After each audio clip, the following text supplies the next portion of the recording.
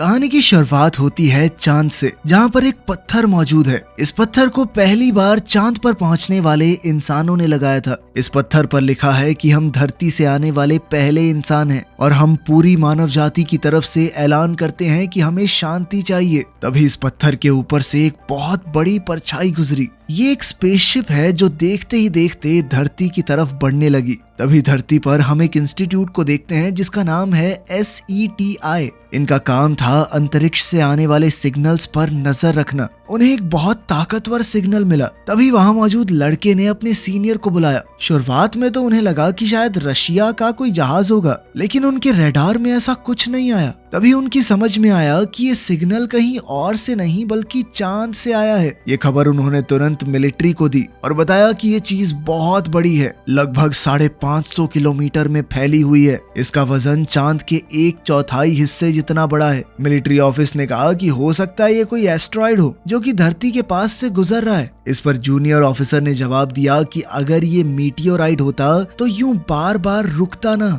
एक ही particular speed पर चलता रहता। इस बात ने सबकी टेंशन बढ़ा दी। दूसरी तरफ व्हाइट हाउस में प्रेसिडेंट भी इस बात से बहुत परेशान था कि आखिर ये चीज है क्या। तभी उन्हें बताया गया कि ये चीज अचानक ही अंतरिक्ष में रुक गई और अब वो 36 अलग अलग टुकड़ों में बट चुकी है। इसका हर एक हिस्सा बहुत बड़ा है और अगले 36 घंटे के अंदर ये चीज धरती के बहुत पास होगी। कुछ देर बाद दुनिया के अलग अलग कोनों से खबरें आने लगी कि उन लोगों ने आग के बादल देखे। ये आग का बादल कुछ और नहीं बल्कि वही UFO है जिसके अलग अलग हिस्से हो गए थे। तभी एक UFO मैक्सिको की तरफ बढ़ने लगा और जैसे ही इन्होंने अपना प्लेन उस तरफ भेजा तो प्लेन UFO तक पहुंचने से पहले ही उसकी आग से जलकर राख हो गया। यानी अब भी इंसानों को UFO से लड़ने का सॉल्यूशन नहीं मिला। कुछ ही देर बाद वो उड़न तश्तरी शहर के ऊपर आकर रुक गई। इसका साइज इतना बड़ा था कि उसने शहर को पूरी तरह से ढक लिया। सिर्फ मेक्सिको में नहीं बल्कि दुनिया के अलग अलग देशों में UFO ऐसे ही रुक गए।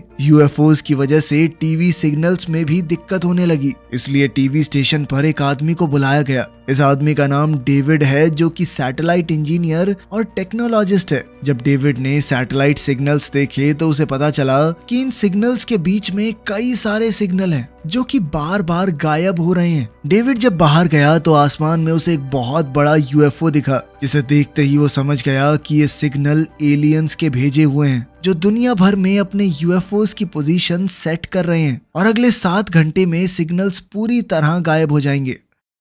डेविड ने टीवी स्टेशन के ओनर को बताया कि ये बिल्कुल ही शतरंज के खेल जैसा है। आप पहले अपनी फौज को सेट करते हो और बाद में हमला। उसने कहा कि 7 घंटे बाद हमारी धरती पर हमला होगा और ये एलियन सब कुछ खत्म करने की कोशिश करेंगे। डेविड ने अपनी गर्लफ्रेंड को कॉल किया जो कि प्रेसिडेंट के साथ एज अ कम्युनिकेशन डायरेक्टर काम करती है। डेविड ने उसे एलियंस के बारे में सब कुछ बताया कि 7 घंटे बाद हमारे ऊपर हमला होगा, लेकिन उसने डेविड की बात नहीं सुनी और फोन काट दिया। डेविड को लगा कि ये बात मुझे प्रेसिडेंट तक किसी भी हाल में पहुंचानी होगी, इसीलिए वो प्रेसिडेंट से मिलने अपने डैड के साथ निकल पड़ा। व्हाइट हाउस पहुंचते ही उसने अपनी गर्लफ्रेंड को कॉल किया और वो डेविड को प्रेसिडेंट तक ले गई। डेविड प्रेसिडेंट को तब से जानता था जब वो प्रेसिडेंट नहीं थे और उस वक्त उनके बीच में झगड़ा भी हुआ था, इसीलिए वो दोनों एक दूसरे को पसंद नहीं करते थे। डेविड ने प्रेसिडेंट को समझाने की कोशिश की कि पृथ्वी गोल है, इसी वजह से एलियंस एक दूसरे को सिग्नल नहीं भेज पा रहे होंगे, इसीलिए वो हमारे सैटेलाइट्स का इस्तेमाल कर रहे हैं और कुछ देर बाद एलियंस धरती पर हमला कर देंगे। प्रेसिडेंट डेविड की बात सुनकर वहां से चले गए। तभी जो UFO व्हाइट हाउस के ऊपर था उस तक 2 हेलीकॉप्टर्स पहुंच गए ताकि एलियंस से संपर्क हो सके,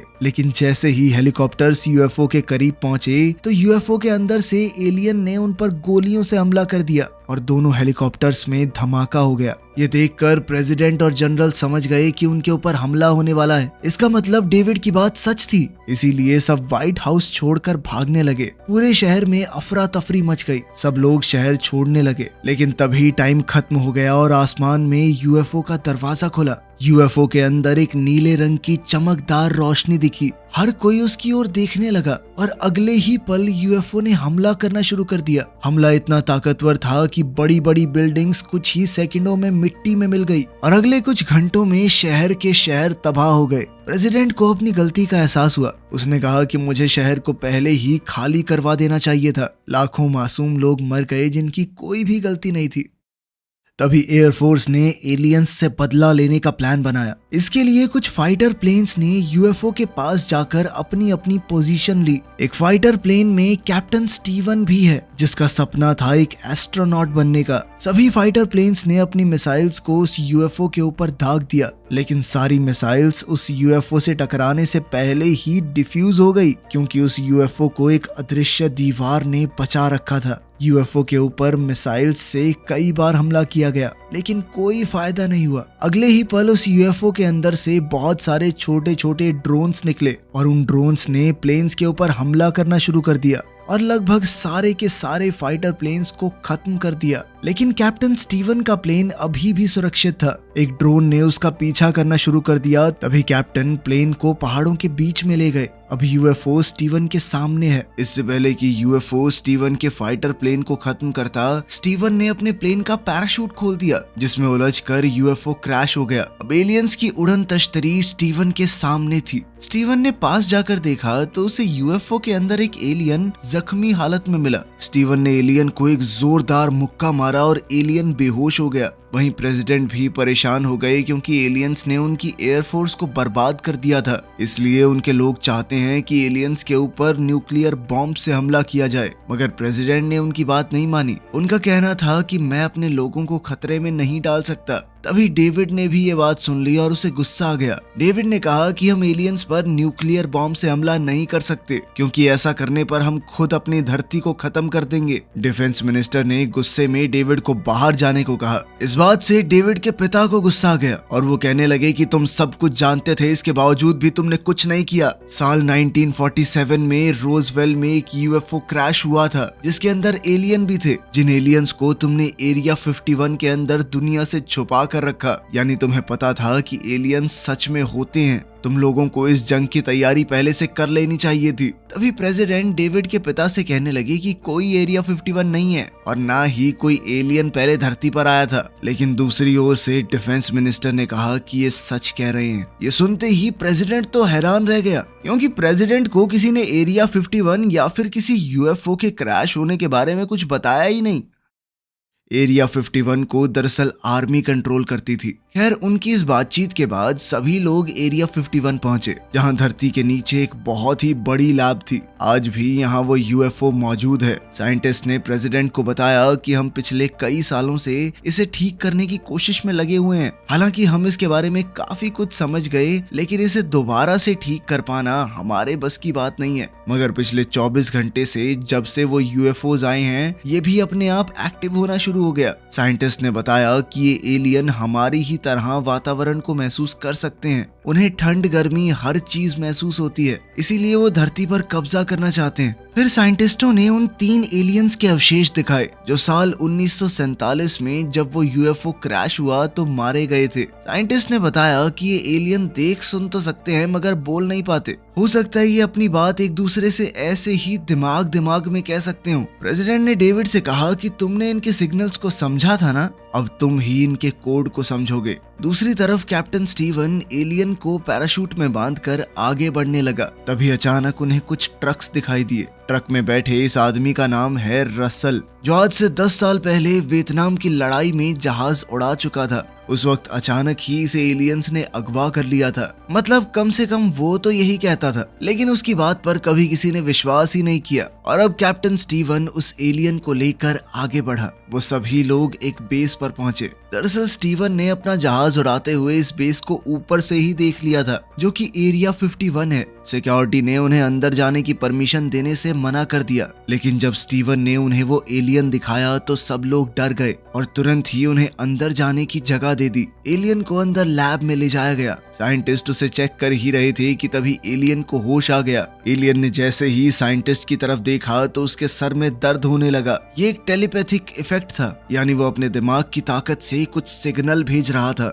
इसके बाद एलियन ने एक एक करके सबको मार डाला। तभी प्रेसिडेंट भी अंदर आ गया और लैब के अंदर धुआं ही धुआं हो गया। तभी साइंटिस्ट की लाश एक शीशे की दीवार से चिपक गई और एलियन ने साइंटिस्ट का गला दबा दिया, जिसके बाद वो साइंटिस्ट के दिमाग को अपने वश में करके प्रेसिडेंट से बात करने लगा। मुझे जाने दो। प्रेसिडेंट ने कहा कि अगर हम आपस में सुलह कर लें तो एक दूसरे से काफी कुछ सीख सकेंगे और हम कोशिश करेंगे कि एक साथ मिलकर रह सकें। लेकिन एलियन ने साफ साफ मना कर दिया और कहने लगा, हम हर एक इंसान को जान से मार देंगे। जैसा दर्द साइंटिस्ट के सर में हुआ था वैसा ही दर्द प्रेसिडेंट के सर में भी होने लगा, क्योंकि अब प्रेसिडेंट टेलीपैथिकली एलियन से कनेक्टेड था। इस वजह से प्रेसिडेंट ने अपना आपा खो दिया। आखिरकार प्रेसिडेंट को बचाने का कोई और रास्ता था नहीं। उनके गार्ड्स ने एलियन को मार दिया। एलियन के मरते ही प्रेसिडेंट दोबारा से होश में आ गए। उस एलियन से कनेक्ट होने की वजह से प्रेसिडेंट समझ गया कि ये यहाँ पर क्यों आए हैं। प्रेसिडेंट ने अपने लोगों को बताया कि ये एलियंस बहुत ज्यादा संख्या में पूरे ब्रह्मांड में फैले हैं। ये एक प्लैनेट से दूसरे पर जाते हैं और इनका टारगेट है पूरे ब्रह्मांड पर कब्जा करना। जो भी प्लैनेट इनके बीच में आ जाए उस पर कब्जा कर लेते हैं ये। और अब बारी है हमारी धरती की। न्यूक्लियर हमले के अलावा अब कोई चारा नहीं बचा, इसीलिए उन्होंने यूएफओ के ऊपर तुरंत न्यूक्लियर हमला कर दिया। लेकिन उस अदृश्य दीवार ने यूएफओ को न्यूक्लियर बॉम्ब से भी बचा लिया। उसके ऊपर बिल्कुल भी असर नहीं हुआ। तभी कैप्टन स्टीवन हेलीकॉप्टर लेकर शहर चले गए अपनी बीवी और बच्चे से मिलने। वहाँ प्रेसिडेंट की पत्नी भी थी जिनकी तबीयत बहुत खराब है, इसलिए स्टीवन सबको वापस ले आया। लेकिन प्रेसिडेंट की पत्नी को इंटरनल ब्लीडिंग हो रही थी। डॉक्टर उसे रोक नहीं पाए और उसकी मौके पर ही मौत हो गई, जिसके बाद प्रेसिडेंट बहुत ज्यादा दुखी हो गया। वहीं डेविड भी न्यूक्लियर अटैक वाले फैसले से बहुत नाराज हुआ। डेविड ने शराब कुछ ज्यादा ही पी ली। तभी उसके पिता वहां आकर उसे समझाने लगे, लेकिन डेविड कुछ भी नहीं समझना चाहता था। उसके पिता ने कहा कि तुम अपने कपड़े ठीक करो वरना तुम्हें ठंड लग जाएगी, तुम बीमार हो जाओगे। ये सुनते ही डेविड के दिमाग में एक आइडिया आया और वो उस उड़न तश्तरी के पास गया जो 1947 में क्रैश हुई थी। वो यूएफओ भी अब अचानक से एक्टिव हो गया था।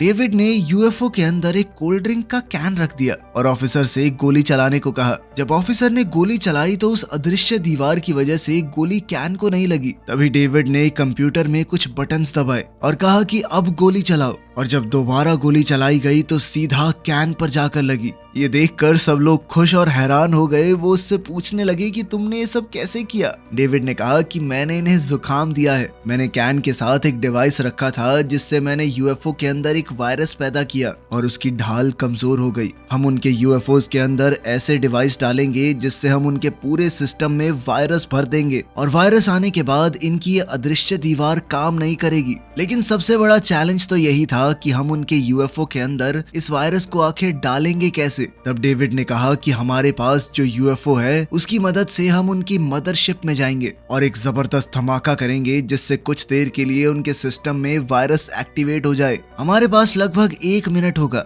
और 1 मिनट के लिए ढाल काम नहीं करेगी और उसी 1 मिनट में हमें उनके सारे स्पेसशिप्स को तबाह करना होगा। पर सवाल ये भी है कि यूएफओ कौन चलाएगा। अभी स्टीवन ने कहा कि जंग के दौरान मैंने उनके यूएफओ को बड़े ध्यान से देखा है, मैं इसे चला सकता हूँ। अब इस प्लान को अंजाम देने के लिए दुनिया में जितने भी देश हैं सभी को मोर्स कोड के जरिए बताया गया कि हम आज रात हमला करेंगे। 1 मिनट के लिए उनकी ढाल काम नहीं करेगी। दुनिया के सभी देश हमले के लिए तैयार हो गए। जिस यूएफओ को स्टीवन चलाने वाला था उसमें एक परमाणु मिसाइल फिट कर दी गई। उसे बताया गया कि ये मिसाइल टकराने से नहीं फटेगी बल्कि उसे 30 सेकंड का टाइम मिलेगा, उसके बाद फटेगी वो। तब तक तुम कुछ भी करके वहां से निकल जाना।